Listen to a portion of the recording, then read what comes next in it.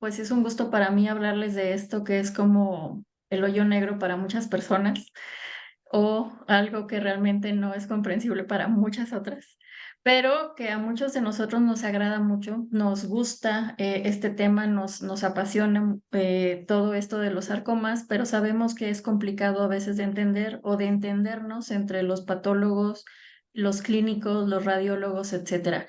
Más para cuando eres residente y la verdad es que no tienes mucha idea de qué es lo que te está diciendo el patólogo o cómo interpretarlo o hasta cómo mandar una biopsia, ¿no? Porque en algunas ocasiones no tenemos ni la más mínima idea de cómo debemos de mandar las cosas.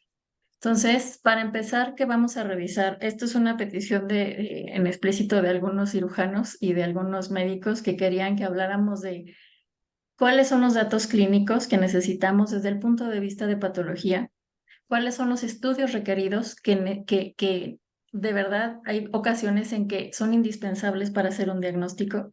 ¿Cuál es la evaluación? Es decir, ya cuando llega patología, ¿qué es lo que nosotros evaluamos de un sarcoma y qué le vamos a hacer y a quién y por qué? Y la otra es cuáles son los diagnósticos, cuando nosotros entregamos un diagnóstico, cuáles son los datos mínimos que podemos ofrecerles a ustedes cuando la información clínica es escasa, nula, y van a ver la razón de esto, va desde si la muestra es adecuada o no, etcétera. Entonces, todo esto tiene, digamos que ver, todo esto es un círculo que necesitamos que esté completo para poder ayudarlos a tratar a un paciente de estas entidades raras. Entonces, iniciamos con que si no hay datos clínicos, no hay diagnóstico, y yo lo hago mucho énfasis tanto en lesiones de tejidos blandos como en cualquier otra lesión, porque yo no sé si Guadalupe Pérez es un hombre o una mujer.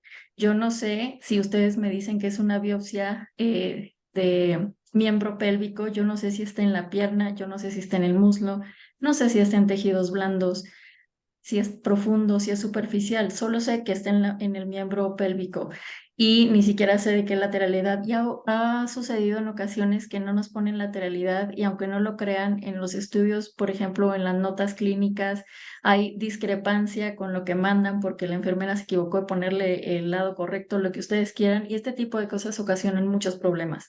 Entonces, la mayor parte de los errores que tenemos es por ausencia de datos clínicos. Y esto, pues, digamos que la bolita en ese sentido está de su lado. Por lo tanto, dependemos totalmente de lo que nos entregan y nosotros sabemos que ustedes dependen de lo que nosotros les damos. Entonces, ¿por qué es importante los sarcomas? Ya sabemos que son entidades muy raras, pero para nosotros es esencial saber que, por ejemplo, si ponemos en el contexto una lesión retroperitoneal enorme, nos es muy importante conocer la estirpe, es decir, tomando los datos clínicos de un paciente joven que tiene un tumor retroperitoneal, no es lo mismo que tener un paciente que tiene 65 años que también tiene una lesión retroperitoneal. Entonces, ¿por qué? Porque nuestras abordajes iniciales se basan en esto, es decir, pueden ser lesiones hematolinfoides, pueden ser lesiones melanocíticas, pueden ser lesiones germinales, pueden ser carcinomas, y todo esto va a variar dependiendo de la edad del paciente y generalmente del género. Entonces, sabemos que son los más raros de todos, pero dentro de todo este abordaje tenemos que tomarlos en cuenta el resto de las entidades, no nada más los sarcomas. Entonces sabemos, si ustedes ya lo han visto y lo vomitamos todos, de que son 117 entidades, pero lo que tienen que saber es que no nada más son 117 entidades de tejidos blandos. Cada una de estas entidades, y ese es el problema que muchas veces tenemos, cada una de estas 75 entidades que son de tejidos blandos, cada una va a tener aproximadamente de 4 a 6 subtipos y la mayor parte de ellos pueden tener una morfología muy semejante, lo que nos complica a nosotros el diagnóstico, sobre todo si tenemos ausencia de lo que ya les mencioné, datos clínicos y estudios de imagen. Entonces, ¿qué es lo que nosotros necesitamos de ustedes o qué es lo que es indispensable? Primeramente, saber qué edad tiene el paciente. Dos, el género, porque no es lo mismo, sabemos que epidemiológicamente la presencia de estos tumores pueden variar dependiendo del género y de la edad y pueden ser completamente opuestos. Y también vamos a depender de la localización. Como les mencionaba antes, saber si me dicen que es un tumor de tejidos blandos, yo requiero saber si es una lesión superficial o profunda. ¿Por qué? Porque mi fascia sabemos que es el punto donde es digamos que mi punto anatómico donde yo divido superficial y profundo. Y las entidades que son superficiales son algunas que ya conocemos específicamente en esta localización. Si ustedes me dicen que es una lesión profunda, yo voy a pensar en algo completamente diferente y mi forma de abordarlo es distinta. Se los pongo tan fácil como saber si es una lesión de tejido adiposo, me mandan una biopsia, pero me dicen que es una lesión de 10 centímetros, yo no sé si es una lesión superficial o profunda. Si es superficial, lo más probable es que sea o un lipoma o un tumor lipomatoso atípico. Si esta lesión está profunda, automáticamente se convierte en un liposarcoma de bajo grado o un liposarcoma bien diferenciado. Y ese punto es indispensable para nosotros. Otro que serían necesarios es, por ejemplo, saber el tamaño. Si ustedes no me dan el tamaño, me dan la misma lesión lipomatosa, yo no puedo tomar la decisión de si es una lesión que es maligna o benigna.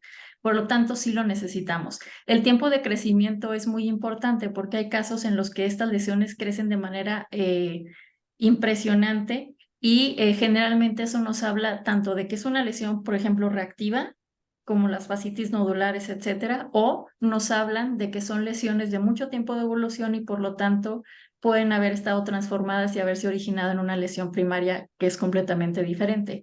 Y otras son los síntomas asociados. Sabemos que los sarcomas en su presentación generalmente cuando ocasionan síntomas es porque son lesiones ya de un tamaño muy grande y por lo tanto nos van a empezar a ocasionar sintomatología y el paciente va a darse cuenta. Sin embargo, todos estos datos para nosotros son muy importantes.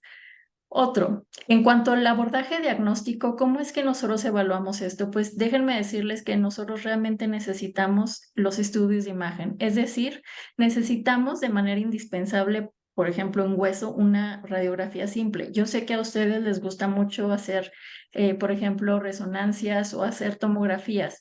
Sin embargo, por ejemplo, en las lesiones de hueso, yo no hago un diagnóstico si no tengo el estudio de imagen de una placa simple y con sus características, pero esto es indispensable porque podemos hacer una correlación de lo que estamos viendo, saber si la lesión tiene áreas necróticas, si es una lesión heterogénea, qué tanto, o sea, qué tumor, qué tamaño tiene, por ejemplo, qué órganos están adyacentes, cómo está afectando el tejido adyacente. Y para esto, por lo tanto, nosotros sí necesitamos los estudios de imagen. Hay clases que yo les he dado a mis residentes de algunos cirujanos sobre cómo es que nosotros abordamos las imágenes en patología y que necesitamos saber este tipo, cómo evaluar este tipo de imágenes para poder tener más datos y poder llegar a un diagnóstico más adecuado. Entonces, les mencionaba, en hueso esto no sé, es indispensable, pero no solamente es una radiografía simple así como ahí se va, sino que sabemos que tenemos que tener al menos dos proyecciones, incluir dos articulaciones, porque todo es en comparación. Entonces, a pesar de que no somos radiólogos, realmente lo necesitamos y sabemos que en las entidades de hueso, por ejemplo, no podemos hacer una sustitución de este estudio. En cuanto a la tomografía, pues nosotros lo vemos y generalmente pensaríamos inicialmente que pues no vemos casi nada nosotros, ¿no? Como patólogos, que nos tenemos que acostumbrar, pero sabemos que esto es indispensable también para ustedes para saber en qué compartimento está, tomar la decisión de qué es lo que van a hacer o qué es qué tipo de resección pueden llegar a hacer, igual que cuando utilizan una resonancia, para saber qué tanta extensión, si hay estructuras que están inmersas en la lesión, si se puede resecar o no, etcétera. Entonces, todo esto nos ayuda a nosotros al conocerlo para saber si es una lesión, por ejemplo, primaria ósea, si es una lesión de tejidos blandos que está afectando hueso de manera secundaria y que puede confundirse con que es una lesión primaria, por ejemplo, de hueso y que no se está saliendo, es al revés. Otra es en cuanto a después de que vemos las imágenes, después de que tenemos los datos clínicos, ¿qué hacemos nosotros? Pues sabemos que tenemos que comenzar con la evaluación. Ahorita vamos a ver lo de la biopsia, qué tipos de biopsia, etcétera. Pero en cuanto a las recomendaciones que deben de ser tomadas en cuenta por ustedes, es que toda biopsia debe ser planeada y sobre todo aquel cirujano que va a realizar la biopsia generalmente sería lo ideal que fuera el que realizara el tratamiento definitivo. ¿Por qué? Porque sabemos que va a depender también el trayecto de donde se tome la planeación de la cirugía, de esta misma lesión, etcétera. Entonces, después de haber visto los estudios de imagen, ustedes planean cómo hacer la biopsia o lo mandan a hacer la biopsia a través de TAC o de ultrasonido, que preferimos la TAC porque así podemos ver la lesión. El ultrasonido pues está muy superficial y no podemos evaluar muchas otras cosas. Sin embargo, esto también debe de hacerse después de los estudios de imagen, ya que estas lesiones pueden modificarse después de que se hace la biopsia en algunos casos, o puede generar hemorragia o necrosis, etcétera. Entonces, lo ideal es hacerlo antes de primero hacer los estudios de imagen y después hacer la biopsia planeada. Uno, es muy importante que se eviten las zonas de necrosis. Sabemos que las lesiones son muy grandes y generalmente si están planeadas, pues deben de dirigirse a las zonas que estén más sólidas para que nosotros podamos hacer un diagnóstico de las zonas que están viables. Si lo hacen, por ejemplo, a ciegas, que no es recomendable, evidentemente, podemos tener una biopsia o pueden mandarme 10 fragmentos de tejido, los cuales no van a tener viabilidad y por lo tanto va a ser una biopsia inútil. La otra es que generalmente se prefiere así porque tiene menos complicaciones. Nosotros sabemos que cuando la biopsia es adecuada, podemos tener una sensibilidad y especificidad los patólogos para dar un grado histológico de hasta un 86% y el subtipo podemos clasificarlo hasta en un 88%. Entonces, si hacemos las cosas o los pasos bien, evidentemente nuestro diagnóstico va a estar más seguro con respecto a lo que estamos viendo. Entonces, sabemos que hay diferentes tipos de biopsia, tanto ustedes como nosotros conocemos cuáles son las más adecuadas. Generalmente para un abordaje inicial, pues evidentemente toman una biopsia por Trucut cuando es necesario, ya sea como les mencionaba, guiada o no guiada. Cuando nosotros no podemos hacer un diagnóstico en dos ocasiones, generalmente es cuando ustedes toman la decisión y si estoy contando mentiras, pues ya los cirujanos me pueden comentar que estoy equivocada, que después de dos intentos y no sale nada ellos necesitan tener un diagnóstico para poder hacer una planeación quirúrgica o tomar decisiones terapéuticas. Por lo tanto, ya se requiere una biopsia incisional para poder saber qué tipo de tumor es y que nosotros tengamos tejido viable suficiente para poder hacer el diagnóstico. Una cosa muy importante que tienen que saber es que los tumores, generalmente los sarcomas, son de gran volumen, tanto los de tejidos blandos como los de retroperitoneo. Y sabemos que estas lesiones llegan a ser muy heterogéneas, es decir, como pueden ver en la imagen macroscópica de corte, podemos tener una lesión que tiene áreas sólidas, que tiene áreas de degeneración mixoide, que tiene áreas de hemorragia, que tiene áreas diversas, pues. Y todo esto dentro del mismo tumor. Sabemos que cuando, en el caso, por ejemplo, de retroperitoneo, que no están obligados a hacer una biopsia antes, cuando están 100% seguros con el estudio de imagen que se trata de un liposarcoma bien diferenciado. Pero, por ejemplo, si en el estudio de imagen ustedes ven que la lesión es heterogénea, aquí sí es mandatorio tener al menos una biopsia para poder hacer el diagnóstico y tomar la decisión. Aquí lo que nos interesa en cuanto a esto es que dependiendo del sitio de donde se tomen, y voy a empezar por aquí, ahorita nos regresamos. Como les menciono, todos los tumores pueden llegar a ser heterogéneos y dependiendo de dónde se tome la biopsia, nosotros vamos a emitir un diagnóstico. Este es un caso de Lincoln, donde nosotros era un tumor retroperitoneal, donde típicamente veíamos en el fragmento más grande una lesión que corresponde a un liposarcoma bien diferenciado, tipo esclerosante y tipo lipomatoso, que es un grado 1. Sin embargo, adyacente a esta lesión y perteneciente a la misma, pues podemos ver que tiene áreas diversas, una zona más blanca, nodular, que se mezcla con el resto, que correspondía realmente a un tumor de vaina de nervio periférico maligno de alto grado. Y la zona de abajo, como pueden ver en la flecha roja, correspondía a una diferenciación miofibroblástica dentro de este mismo tumor. Entonces tenemos dos histologías distintas dentro de un liposarcoma bien diferenciado, desdiferenciado a dos entidades distintas. Por lo tanto, yo les puedo decir si le toman nada más de la parte de abajo, que es mixoide, yo les voy a dar un diagnóstico. Y por esto también nos podemos llegar a equivocar o puede haber diversidad digamos, en los diagnósticos cuando a ustedes se les llega a ocurrir dividir las biopsias. Por ejemplo, dejar una en el hospital y mandar la otra a la priva o etcétera. Y esto es lo que puede suceder y la razón es esta, la heterogeneidad tumoral. Entonces, cuando tenemos una biopsia, ¿Cuál es la elección? Generalmente son 14 o 16 French, como ya mencionaba en las pláticas previas. Sabemos que esta, al menos en retroperitoneo, es necesaria cuando hay duda diagnóstica, es decir, la imagen no nos asegura 100% qué es lo que puede ser, por lo tanto, necesitamos una biopsia. Sobre todo porque en este sitio, como les mencionaba previamente, podemos tener lesiones hematológicas, germinales, carcinomas y sarcomas. La biopsia es mandatoria cuando el paciente tiene una enfermedad localmente avanzada o lesiones irresecables para poder hacer una planeación sobre el tratamiento que generalmente va a ser de tratamiento no quirúrgico. ¿Y qué es lo que necesitamos de esta biopsia? Pues mínimo de 6 a 8 fragmentos con la aguja 14 a 16 French. Sin embargo, pueden, como les mencioné previamente, pueden tomar 10 biopsias, pero si estas 10 biopsias tienen necrosis casi total, no nos va a servir absolutamente de nada. Entonces, generalmente lo que pedimos es aproximadamente 6 milímetros cuadrados de tumor viable. ¿Cuánto es esto? Pues generalmente lo que necesitamos es que de los fragmentos tengamos el tejido suficiente para poder tomar de ahí y hacer, por ejemplo, estudios de inmunistoquímica. Hay ocasiones en que los fragmentos pueden tener, no sé, de los 6, cada uno puede tener 2 o 3 milímetros que son viables. Y para nosotros es muy complicado porque entonces tenemos 6 laminillas y de todas tenemos, no vamos a hacerle inmuno. Tenemos que sacar ese tejido, etcétera. Entonces, realmente nos es muy importante que el tejido sea viable para evitar complicaciones y que podamos llegar a un diagnóstico adecuado. Entonces, ¿qué es otra cosa muy importante? Necesitamos que el tejido esté bien fijado. ¿Por qué?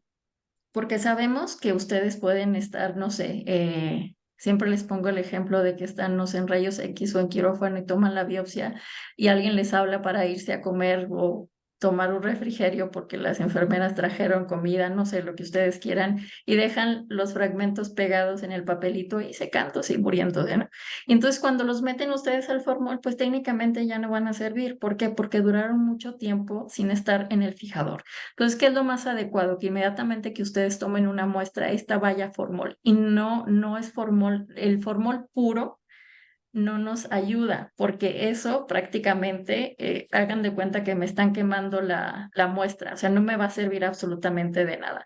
Por eso hay especificaciones de que al menos el volumen de la muestra, si son fragmentos, si es 1 centímetro, 10 veces el volumen de esta muestra para que el tejido nade dentro del formol. Otra es que el formol debe de estar al 4% con sales de buffer, es decir, tiene que estar basificado para que se preserve de la manera más adecuada.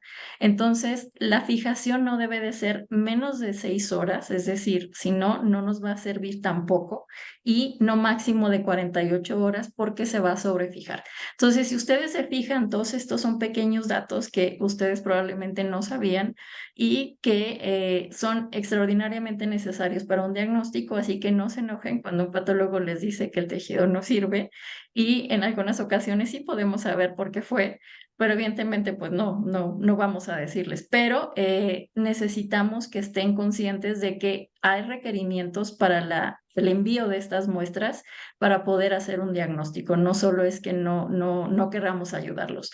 Entonces, ahorita vamos a pasar a la parte de ya cuando tenemos el tejido, que tenemos la biopsia, que ustedes hicieron muy bien su trabajo y que nos mandaron un fragmento de tejido fijado de 6 horas, que está muy bonito, que no tiene necrosis, etcétera. ¿Qué vamos a hacer? Con los datos clínicos que ustedes nos dieron, nosotros ya investigamos los estudios de imagen. Y además de esto, ¿qué vamos a hacer? Bueno, ya les mencioné que podemos hacer un abordaje morfológico. Cuando los patólogos no tenemos acceso a un expediente electrónico, no tenemos este acceso a los estudios de imagen, estamos muy limitados. Sin embargo, tenemos herramientas, pero eso no quiere decir que no sea necesario lo otro. Entonces, nos vamos a ir sobre la morfología. Cuando hacemos un diagnóstico estructurado, teniendo la clínica, la imagen y la morfología, de todas estas entidades podemos llegar a 3 a 5 entidades, las cuales podemos diferenciar con la utilización de estudios de inmunistoquímica. Entonces, si se fijan, todo esto es muy importante. Si nosotros no tenemos los demás datos, realmente nos va a ser muy difícil poder categorizar la neoplasia como tal y solamente vamos a sacar un diagnóstico sindromático aunado de que si no tenemos estudios de inmunistoquímica, pues realmente va a ser menos todavía la especificidad diagnóstica. Entonces, cuando tenemos un abordaje morfológico del sarcoma como tal o la parte de patología, nosotros tomamos en cuenta diferentes cosas. Es decir, primero, qué tipo de célula es, y ahorita van a ver cómo se correlaciona esto con la inmunistoquímica, el patrón en que estas células se van a arreglar, el tipo de fondo o todo este tejido estromal acompañante, que a veces es parte del tumor o a veces puede ser un distractor, y la arquitectura de los vasos, que no en todo nos ayuda, pero cuando existen nos ayuda muchísimo para hacer un diagnóstico. Entonces, ¿cuáles son los tipos de célula? Pues tenemos las clásicas que ya sabemos. Esto es aplicable no nada más a los sarcomas, esto es aplicable en todo el tipo de lesiones en patología. Fusiformes, poligonales o que parecen carcinoma, pleomórficas, pequeñas y redondas, que son su coco porque generalmente casi todos van a responder a quimio. Y las mixtas, es decir, vamos a tener una mezcla de todas estas. Ninguna de estas es patognomónica de nada, por eso necesitamos todos los datos previos, pero podemos tomar en cuenta que estas células pueden disponerse de varias maneras. Tenemos unas que ya son unas formas en las que estas neoplasias se disponen o estas células se disponen, que son muy típicas de ciertos tumores. Es decir, por ejemplo, si yo les pregunto a mis residentes, si tengo un pulmón con edema, ¿qué es? Inmediatamente me tienen que contestar que es un liposarcoma mixoide. Si yo les digo que tiene espinas de pescado, es un fibrosarcoma. Entonces, hay ciertos patrones patognomónicos de las lesiones que nos ayudan muchísimo a hacer el diagnóstico. Sin embargo, no en todo es aplicable y en muchos es los patrones generales. Es decir, cualquier cosa puede tener un arreglo como este, desde carcinomas, linfomas, melanomas, todo. Entonces no nos ayuda mucho, pero cuando están, nos ayuda bastante. Por ejemplo, si yo les pongo aquí en la imagen superior izquierda, ustedes pueden ver que tenemos un pulmón literal con edema. Yo sé que se acuerdan de sus clases de histología y vemos cómo hay cavidades donde hay algunos macrófagos sueltos ahí en la luz y los vemos los septos de los alvéolos. En la parte de abajo, esta misma imagen, podemos compararla, es un liposarcoma mixoide. Y este es el patrón de pulmón con edema. Si nosotros vemos esto, inmediatamente pensamos en un liposarcoma mixoide. En cuanto a las espinas de pescado, automáticamente pensamos en un patrón que está relacionado a fibrosarcoma o a un dermatofibrosarcoma fibrosarcomatoso. Entonces, fíjense cómo un solo patrón nos puede hacer casi el diagnóstico. En cuanto a la fascitis nodular, que es la que tenemos aquí abajo, a veces se ve muy fea y nos puede confundir, pero realmente se trata de un aspecto en un cultivo de tejidos donde vemos que las células se disponen de manera laxa, entremezclados con infiltrado inflamatorio y vemos algunos eritrocitos perdidos. Esto es un patrón de cultivo de tejidos y es patognomónico de una fascitis nodular.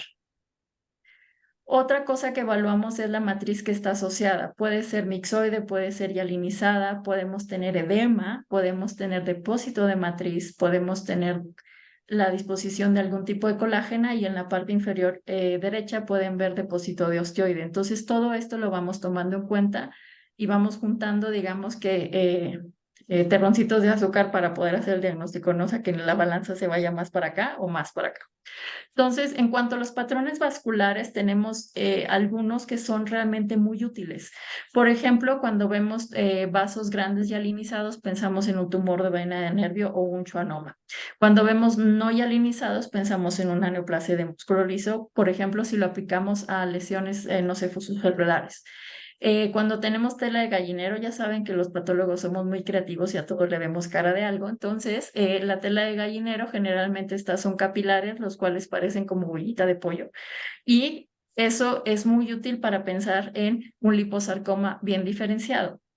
En cuanto a los vasos curvos, podemos ver que están asociados a mixofibrosarcomas o algunos sarcomas de alto grado.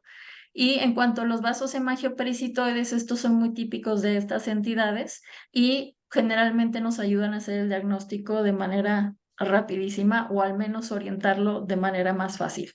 Entonces, si no tenemos, por ejemplo, nada de datos clínicos, ustedes han visto en sus reportes de patología, que yo supongo que sí, que dice neoplasia maligna de células fusiformes con patrón estoriforme y ya, porque no tiene patrón vascular, no tiene un estroma típico, etcétera. ¿Qué puede ser? Puede ser muchas cosas. Entonces ahí Si es una lesión que no vemos necrosis, no vemos mitosis y no vemos pleomorfismo, automáticamente podría ser una lesión de bajo grado o una lesión benigna. No lo sabemos, necesitamos los datos para poder hacer el diagnóstico.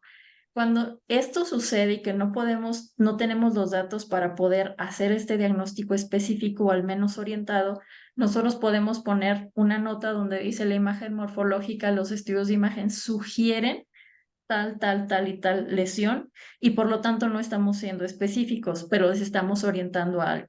¿Qué sucede? Nosotros sabemos que si ustedes no tienen un diagnóstico específico, muchas veces no pueden hacer un tratamiento adecuado. Sin embargo, aquí es cuando utilizamos la frase de necesitamos estudios de inmunistoquímica para hacer el diagnóstico. En cuanto a la gradificación de estos tumores, si ustedes vieron aquí en donde dice en el diagnóstico sindromático, si nosotros podemos poner el grado histológico, nosotros lo vamos a hacer porque es algo muy importante para ustedes.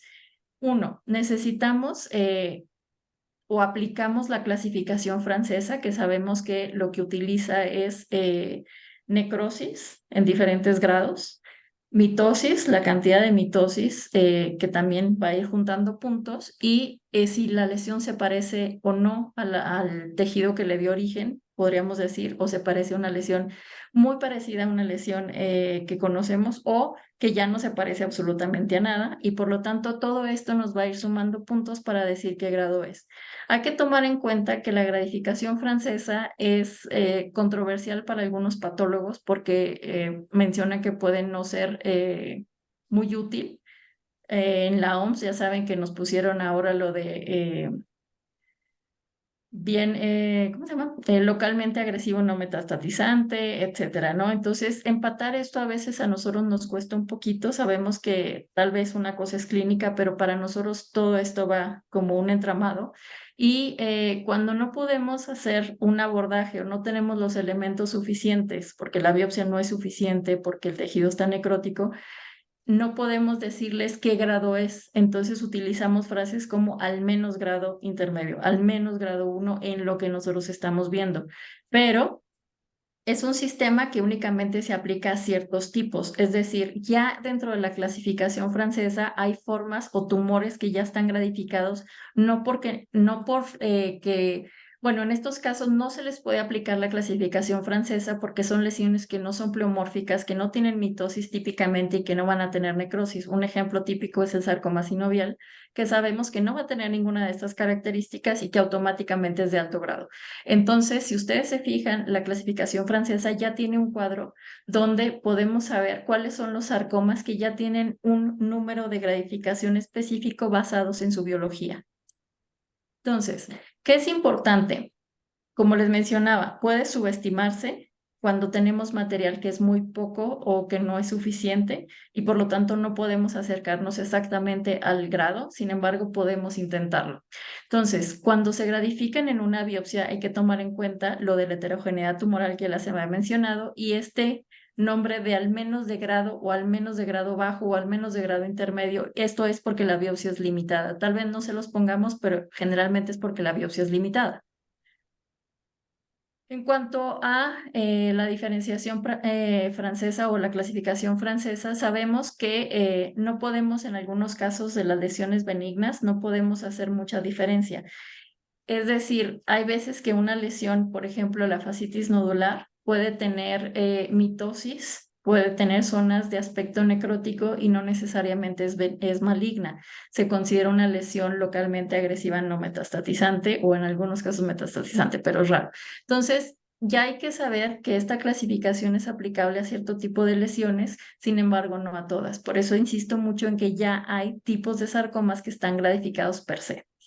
Otra, ¿cuáles son los estudios especiales después de que les decimos que neoplasia de células pequeñas, redondas y azules con X, ¿no? Con necrosis o probablemente de alto grado, etcétera, o al menos de grado alto, no sé. Entonces, ¿qué es lo que tenemos que hacer o qué sigue? Nosotros les vamos a poner necesitamos inmuno. Por lo tanto, si se acuerdan, les mencionaba que basado en el tipo de célula, nosotros vamos a tomar la decisión del tipo de célula el tipo de patrón, etcétera, y vamos a hacer un estudio de inmunistoquímica. Hay que recordar que hay una cantidad inmensa de estudios de inmunistoquímica que podemos hacer y las células son muy promiscuas, es decir, pueden marcar muchas cosas y pueden confundirnos, pero a la vez podemos saber exactamente, basado en el tipo de célula, qué anticuerpos realizarle, basado en localización, edad, morfología, todo lo demás, cómo va a marcar en este panel inicial, que es el rojo o el que yo le llamo básico, para poder abordar esta lesión. Cuando es una lesión, por ejemplo, fusocelular, pues agregamos otras cosas además de este panel básico de inmunistoquímica. Si es pleomórfica, agregamos otras más. Si es mixto, pues ya sabemos que puede ser mil cosas y con el contexto ya podemos abordarlo de manera más dirigida. Pero si ustedes se fijan, podemos hacerle mucha inmunistoquímica y esto nada más es como un abordaje inicial. Hay anticuerpos que son patognomónicos hasta ahorita, que sabemos que después resulta que otros tumores pueden marcarlos. Entonces, hay tumores que pueden marcar algo en específico, por ejemplo, el tumor fibroso solitario marca STAT6 y si no marca STAT6 automáticamente ya no es un tumor fibroso solitario. Hasta la fecha, solamente algunos pueden marcar, así como marca el tumor fibroso solitario, por ejemplo. Entonces, sí nos ayuda mucho la inmunistoquímica, sí, pero también hay que saberla interpretar. Entonces, hay formas diferentes en que la expresión de los marcadores pueden ayudarnos o confundirnos. Entonces, hay que tener un poco de experiencia en esto.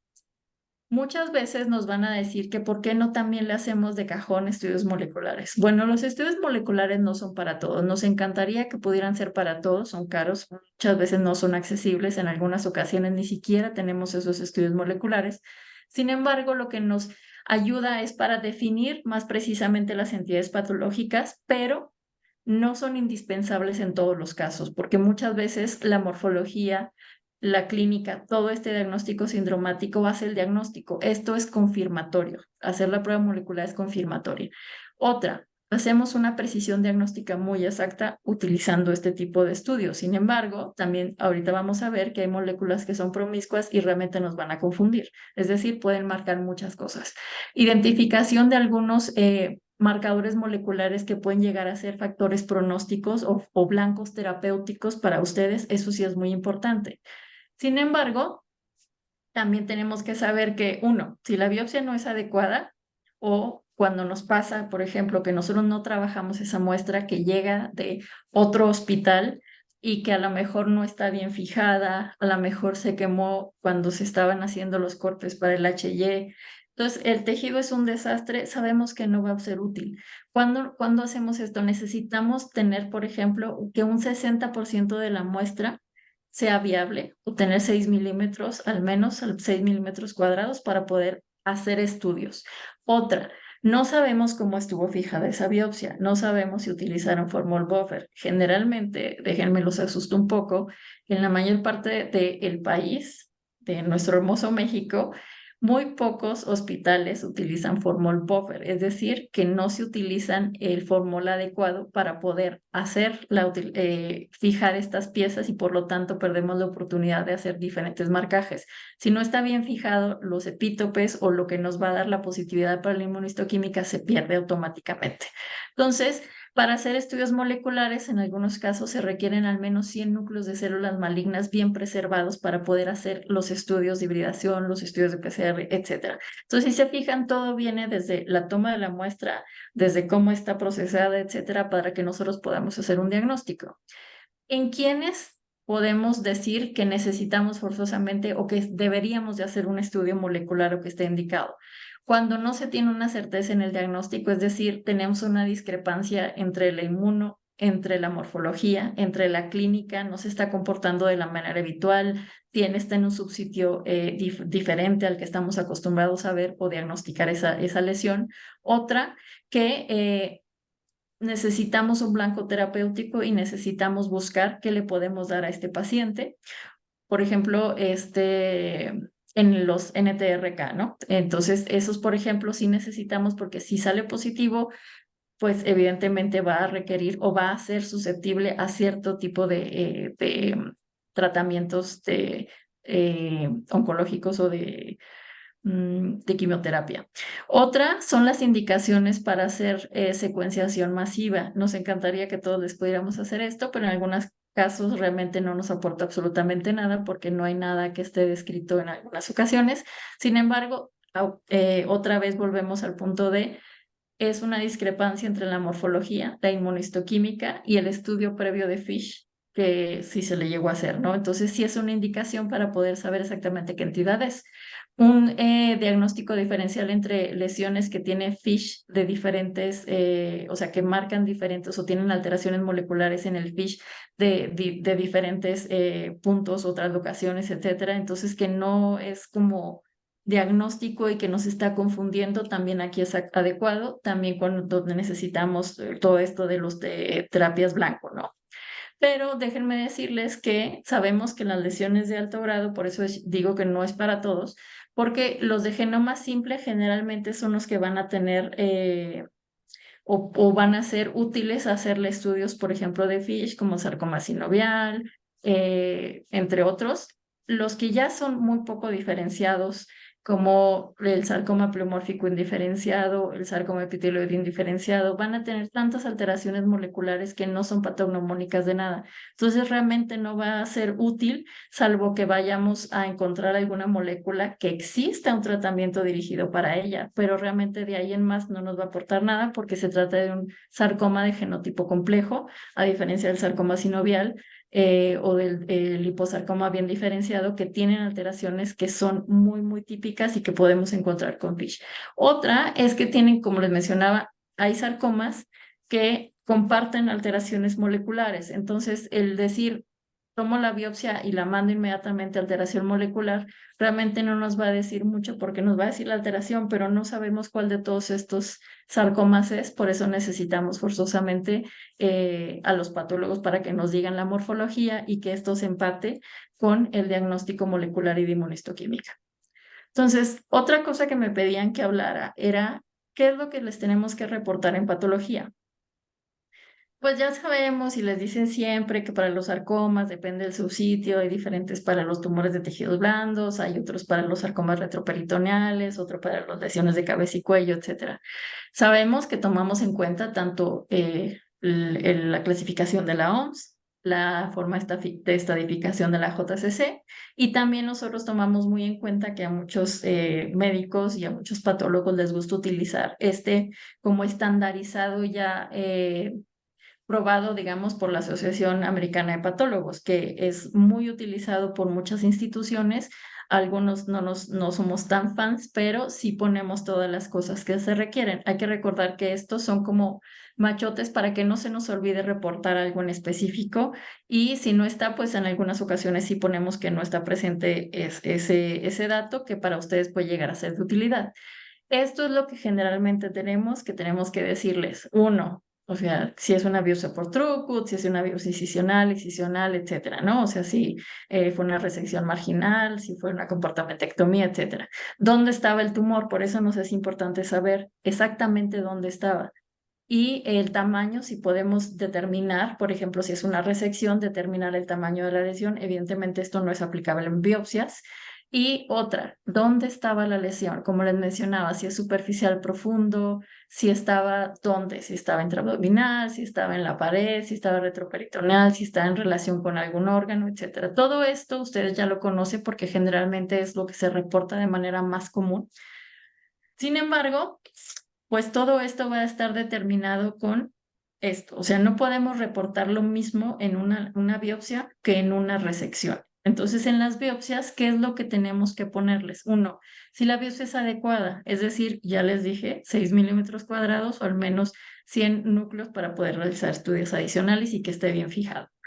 Poder realizar el diagnóstico sindromático, es decir, si no tenemos datos y no tenemos inmuno, vamos a darles un diagnóstico sindromático de neoplasia maligna de células fusiformes, bla, bla, bla, compatible con, o si podemos decir que no es un carcinoma, si le ponemos sarcoma, etcétera.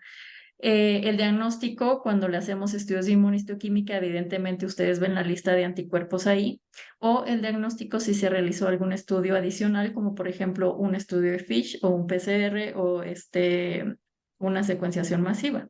Otra, lo mínimo que les tienen que entregar un patólogo es, si puede, es el diagnóstico sindromático y si bien les va, porque todo está bien hecho, el tipo histológico y el grado. Con esto ustedes pueden hacer ya muchas cosas y muchos tratamientos, etcétera, o hacerle estudios adicionales como inmunistoquímica. Sin embargo, esto es lo mínimo que le tienen que pedir a un patólogo cuando sea posible, haciendo su chamba de manera adecuada. Evidentemente, ustedes tienen la bolita antes de que llegue a patología y nosotros nos encargamos ya cuando esté en patología. Si la biopsia es inadecuada, olvídense, nosotros no vamos a poder ponerles nada, les vamos a decir que la biopsia es inadecuada. No que es inadecuada, sino que no sirve para un diagnóstico. O sea, tenemos tejido, sí, sí hay tejido y pueden ser hasta 20 fragmentos, pero no nos sirve para absolutamente nada, por lo tanto, necesitamos que tome nota. Entonces, tomando responsabilidad, pues podemos hacer todos el trabajo más fácil, ¿no? Entonces, si el material no es suficiente, no podemos gradificar el tumor, como ya les había mencionado. Por lo tanto, probablemente tampoco podamos hacer estudios de inmunistoquímica. Les mencionamos como sarcoma no clasificable cuando no podemos determinar exactamente a qué corresponde y o cuando es una lesión de alto grado que por más inmunistoquímica que le hagamos, no marca absolutamente nada y no podemos decirles qué es. Es decir, la inmuno ya no nos ayuda. Aquí sí nos serviría el estudio molecular, sin embargo, pues no lo tenemos y si llega a salir como que no hay nada en específico, pues más todavía, ¿no? Esto se aplica, por ejemplo, a los sarcomas pleurofibrosing indiferenciados o sarcomas epitelioides que no podemos clasificar si es un sarcoma epitelioide, si es un tumor de vaina nervio periférico epitelioide, etcétera, porque el ser una célula epitelioide no quiere decir que sea el diagnóstico de un sarcoma epitelioide. Otro, como les mencionaba, este término de un grado histológico de al menos es cuando estamos muy limitados y si la imagen histológica y el grado histológico son discordantes con la clínica y los estudios, se recomienda mencionar que en este material no vemos o sí vemos tal cosa. ¿Por qué? Porque pueden tomar una biopsia hablando de la heterogeneidad tumoral, pueden tomar una biopsia de otro sitio y ahí sí vamos a poder hacer el diagnóstico o vamos a ver una morfología distinta. Entonces, sabiendo esto, por eso es que tenemos que tomar muestra de varios sitios en los tumores, sobre todo en los grandes. ¿Qué tenemos que hacer en cuanto a una resección? Que esto es muy importante para ustedes porque generalmente pues tenemos problemas a veces con los márgenes, ¿no? Y los que no estamos habituados a tratar este tipo de muestras, pues podemos generar un poco de escorzor en los cirujanos, pero sabemos que podemos recibir una resección marginal, una resección local amplia, una resección compartamental, donde vamos a tener diferentes tipos de órganos, por ejemplo, que vienen con la pieza, ¿no? Entonces, ¿qué es lo que tenemos que hacer? Pues ya todo lo demás, orientarlos, saber qué fue lo que quitaron, que nos cheque lo que ustedes mandan con lo que estamos viendo. Y hay ocasiones muy divertidas en que cuando pedimos que nos orienten la pieza, a veces el cirujano ya no puede orientarla porque fuera del cuerpo ya no es lo mismo. Y para nosotros, pues es muy difícil orientarlo si ustedes no saben cómo orientarla para nosotros, ¿no? En algunos casos sí podemos hacerlo, en la mayoría diría yo, pero cuando no se puede, pues sí tenemos un problema. La identificación de los márgenes quirúrgicos es diferente para las piezas que son de tejidos blandos que las de retroperitoneo. En las de retroperitoneo, ahorita vamos a ver unas imágenes, es muy diferente porque, por ejemplo, una resección vaginal, una resección local amplia, sabemos que es tridimensional y podemos, si nosotros tenemos el estudio de imagen y no tenemos, por ejemplo, que nos pongan sedas o eso, nosotros podemos orientarlo utilizando el estudio de imagen y lo hacemos en algunas ocasiones. Lo ideal es que ustedes nos marquen cuáles son los márgenes quirúrgicos y con hilos, ¿no? No sé, ya sea que sea el estandarizado este de 1, 2, 3, 4 hilos, lecho, etcétera. Pero si no, nosotros podemos intentar orientarla a ver si checa y podemos hablar con ustedes también para ver si checa digamos, la eh, orientación de la pieza. Otra, pues evidentemente lo que siempre hacemos, que son las medidas, etcétera, tomar fotografías, saber cuánto de necrosis tiene macroscópico, etcétera. Todo lo del muestreo de patología se basa también en si es una pieza antes de tratamiento y después de tratamiento. Son muy diferentes las formas en las que lo vamos a trabajar, por lo tanto sí necesitamos que nos digan en un paciente, no sé, que viene y se opera, que ya recibió quimioterapia en otro lado y no nos dice, nosotros no lo vamos a trabajar de manera adecuada y por lo tanto no vamos a poder decirles cuánta respuesta tuvo. En cuanto a las resecciones quirúrgicas, como les mencionaba, sobre todo en retroperitoneo, en algunas ocasiones o antes, solamente nos llegaba una bola y decíamos, le entintábamos, tengo que decirlo, entintábamos absolutamente toda la pieza, casi, casi, y metíamos cortes con la cápsula, bueno, la pseudocápsula. Pero los bordes reales son donde el cirujano o ustedes cortan. Los otros no son bordes reales, realmente no son bordes que nos interesen mucho porque pues prácticamente la bola está eh, flotando ahí en el abdomen o en el retroperitoneo sin realmente estar adherido a ninguna otra estructura. Las zonas donde están adheridos son las zonas que nos interesan, así como los bordes de las estructuras o de los órganos que nos mandan.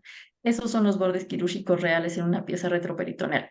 Hay ocasiones en que nos dicen, es que viene un fragmento de vejiga, no sean así. Hay ocasiones en que no se ve nada, todo está quemado y si no nos dicen dónde está, nosotros no vamos a poder decirles que ahí estaba la vejiga y cómo está ese borde. Si ustedes lo marcan, perfectamente podemos hacerlo, si no somos experimentados, si no estamos acostumbrados a ese tipo de muestras, evidentemente no vamos a poder encontrar no sé, a veces es 1 centímetro de vejiga y de verdad no lo encontramos o no lo vemos. Vienen y nos dicen que ahí está, perfecto, ya lo encontramos. O tomamos foto y se los mandamos y nos dicen, sí, sí, es ese pedazo ya.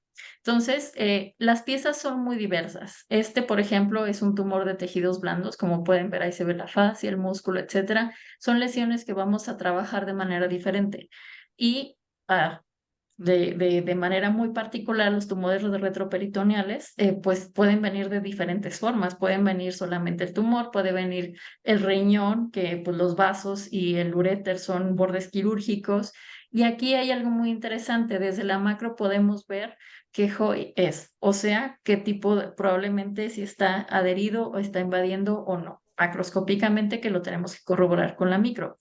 Entonces, esto es a lo que me refería. Por ejemplo, determinamos el JOY para saber qué tanto está invadiendo, o sea, realmente está invadiendo el tumor, el tejido del órgano que nos están mandando. Generalmente, donde podemos verlo de manera más fácil es, por ejemplo, el riñón, como podemos ver aquí, y hay veces que nada más está adherido, puede ser una lesión que está adherida y solamente está ligeramente infiltrando, pero sin meterse a la cápsula. Otro cuando ya invaden la cápsula y la otra es cuando se meten al parénquima. Y esto lo vemos microscópicamente, pero desde la macro podemos inferir, podemos identificar si está invadiendo o no. Este sería, por ejemplo, un JOY 0 en cuanto al parénquima renal, porque no lo está invadiendo. Otra que les mencionaba es que les tenemos que reportar la respuesta a tratamiento. ¿Cómo vamos a saber esto? Primero nos tienen que decir que tiene tratamiento. 2, vamos a trabajar la pieza de manera distinta y lo que se utiliza ahora para reportar la respuesta a tratamiento de manera más generalizada es la clasificación de ORT, que nosotros vemos cuáles son las células que son teñibles y viables y les ponemos ahí el porcentaje, pero además les determinamos si es un EORT A, es un EORT C, es un EORT E, etc. Y esto lo hacemos basado también en un muestreo extenso y la valoración de las células viables dentro de esta lesión. Solamente se aplica en lesiones primarias, no se aplica en lesiones que son recurrentes. ¿Por qué? Porque no podemos hacer la misma evaluación porque no es la lesión inicial. Podemos decirles que hay necrosis, podemos decirles que hay ciertas células viables, pero nunca vamos a clasificarlos con la clasificación de Orta.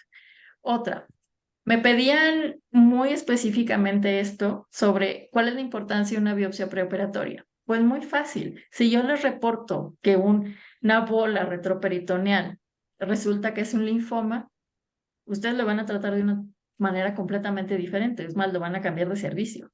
Si yo les digo que es una lesión en un paciente joven que tiene una megabola con necrosis y que puede ser un sarcoma de alto grado, lo primero que mi mente piensa es que es un germinal, porque por la edad y la localización. Sin embargo, no va a ser el tratamiento igual en un tumor germinal que en un sarcoma de alto grado.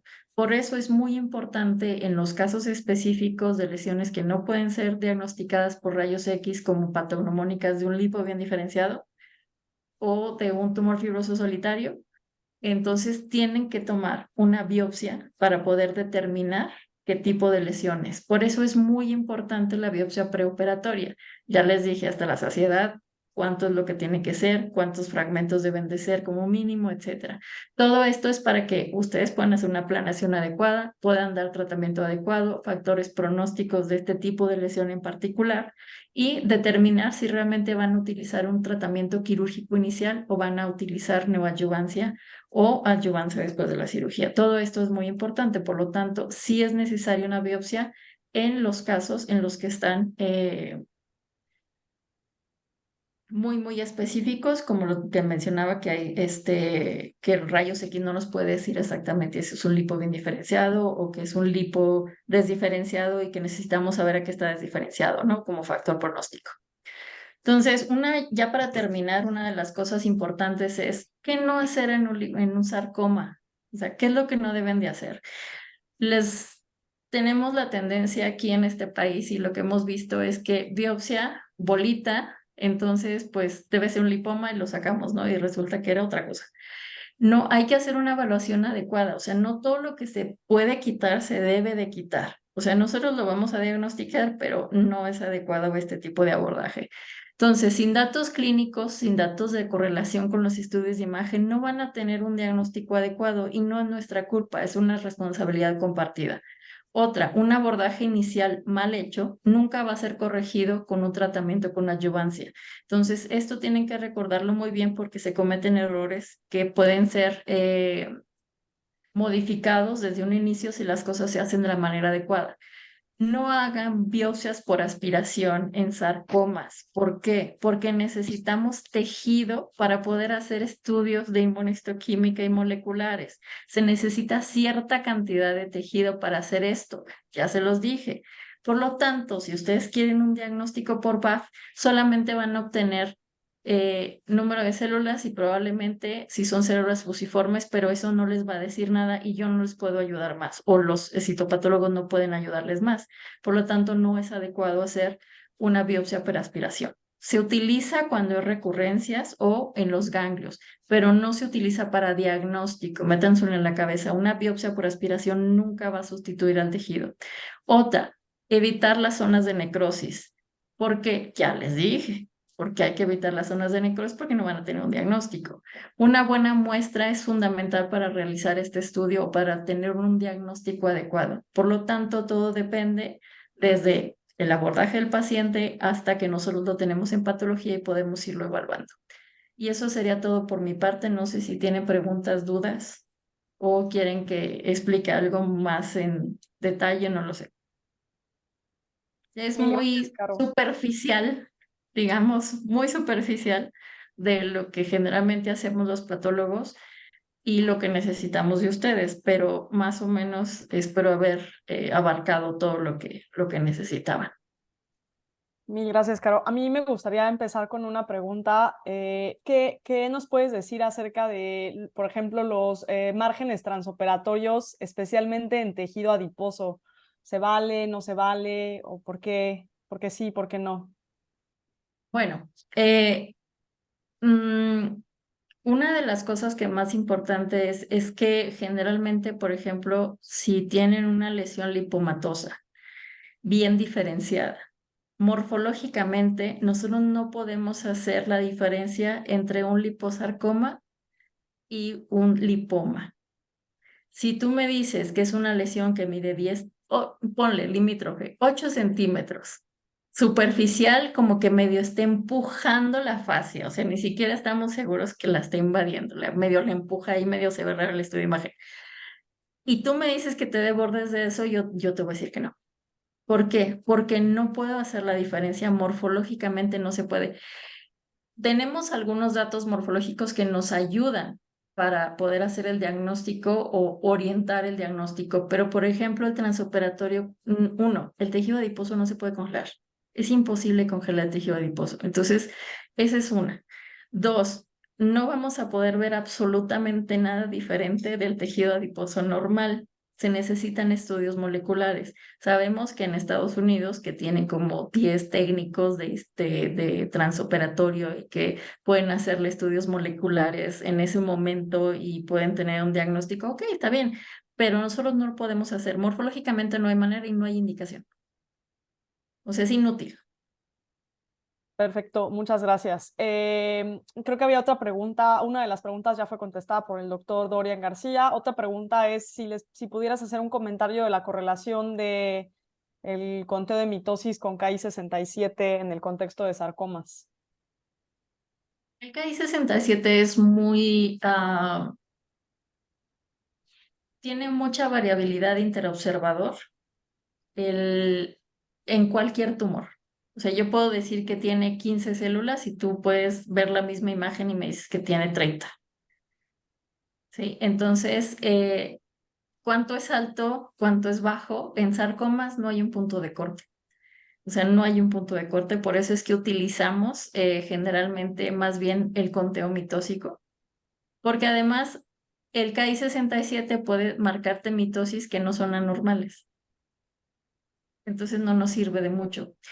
Entonces, podemos decir que hay proliferación, pero eso no significa, y el KI puede estar, no sé, presente, pero tenemos que tenerlo en contexto. Otra cosa, si es una neoplasia, por ejemplo, un sarcoma miofibroblástico inflamatorio, puede tener mitosis, pero las células inflamatorias también van a estar positivas para el KI67. Entonces hay que evaluarlo de manera muy específica porque hay veces que podemos sobre eh, evaluarlo y podemos equivocarnos. Entonces por eso no lo utilizamos en sarcomas. La verdad no lo utilizamos en sarcomas.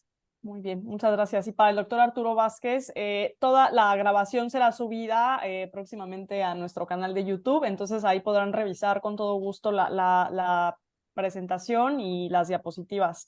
Doctora Caro, muchísimas gracias. Y antes de que se vayan, me gustaría nada más compartir algunas de las siguientes actividades que...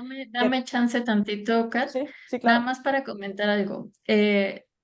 Sabemos que existen muchos cirujanos que, basados en la experiencia, realmente tienen mucha experiencia en cuanto a las entidades en patología, porque es lo que trabajan diario, pero nunca van a poder sustituir a un patólogo. Entonces, sabemos que es un trabajo en equipo. Y por lo tanto, o sea, sí apreciamos mucho cuando los cirujanos nos dicen es que algo no nos llega y así, pero pues ellos son cirujanos y nosotros somos patólogos. El que sepan mucho nunca va a sustituir a un patólogo para hacer el diagnóstico. Entonces, esto no es en contra de los cirujanos, sino que tiene que ser un trabajo en equipo y cada quien hace su parte, ¿vale? Claro, inclusive también resaltar esta cooperación en donde el cirujano, si se puede ir, ¿no?, a patología y ayudar a orientar la pieza como en equipo para estresar, como tú decías, los márgenes que son más importantes quizá en el transoperatorio para que, pues, como dices, ¿no?, sea un trabajo en equipo. Es un trabajo que cada quien hace su parte para poder llegar a un diagnóstico y pues todos nos especializamos en algo, por lo tanto hay que dejar que cada quien haga su trabajo. Siempre es muy bueno que nos hagan algún comentario, etcétera, pero vemos muchos patólogos y muchos cirujanos de muchos tipos que algunos son abiertos a las críticas y otros no tanto. En eso. Muy bien, muchísimas gracias, doctora Caro.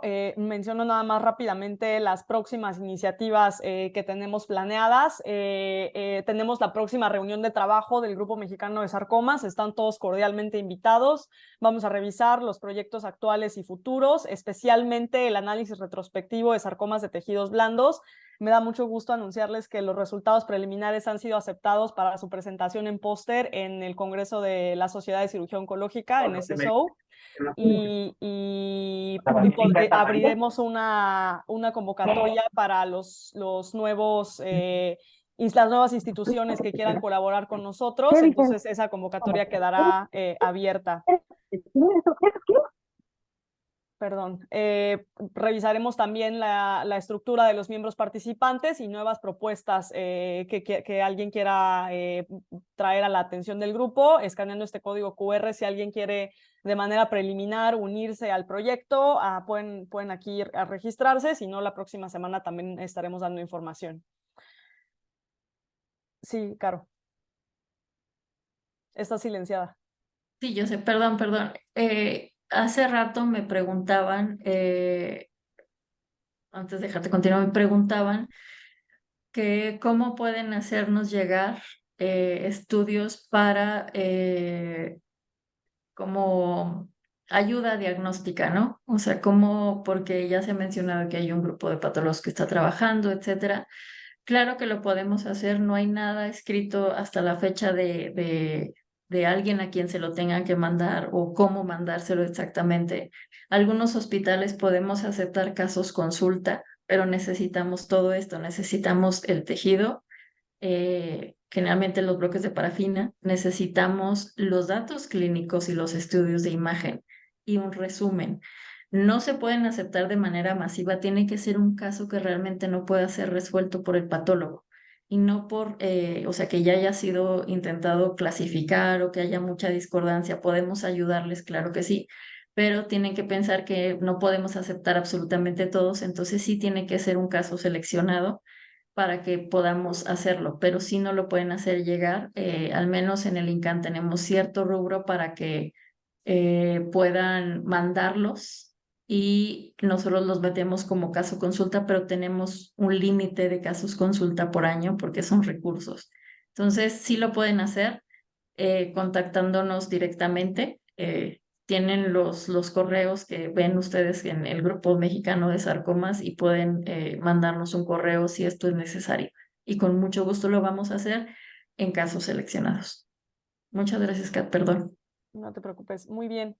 Y nada más recordando que empezamos también el próximo año con todo, con la primera sesión multidisciplinaria de casos clínicos, fomentar que la gente mande casos para su presentación. También aquí puede ser un foro para presentar casos de difícil diagnóstico, inclusive de patología. Con mucho gusto nos pueden inscribir al correo del grupo para poder enviarlos y si lo hacemos con tiempo podemos invitar a las especialidades necesarias, incluyendo entre ellas siempre muy importante patología, para poder comentar estos casos.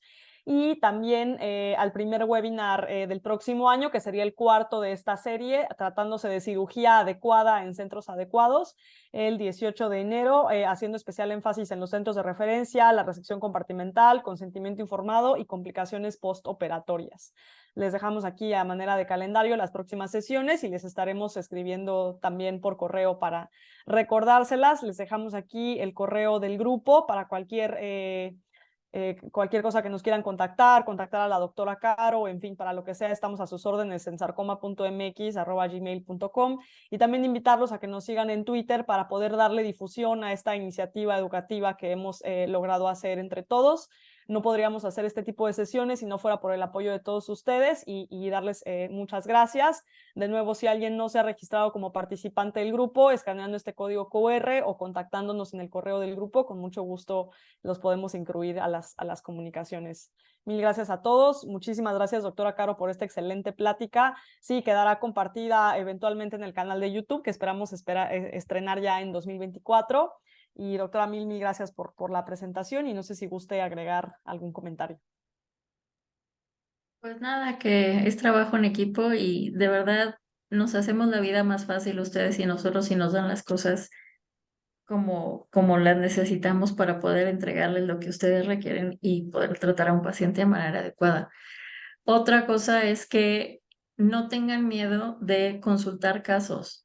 De verdad, sabemos que los sarcomas son muy difíciles de diagnosticar y que por lo tanto realmente necesitamos ayuda en algunas ocasiones. Por lo tanto, podemos enseñárselos a diferentes patólogos para tener una opinión más adecuada probablemente o que nos mencionen qué podemos hacerle para hacer el diagnóstico, porque hay ocasiones en que nos sesgamos de que el diagnóstico es tal porque queremos que sea eso y no abrimos para otras posibilidades. Entonces, siempre enseñen los casos, compártanlos y esto va a hacer que todo sea más fácil y que podamos llegar a un diagnóstico más adecuado. Nada más. Perfecto. Muchísimas gracias a todos y buenas noches. Nos vemos la próxima semana. Gracias.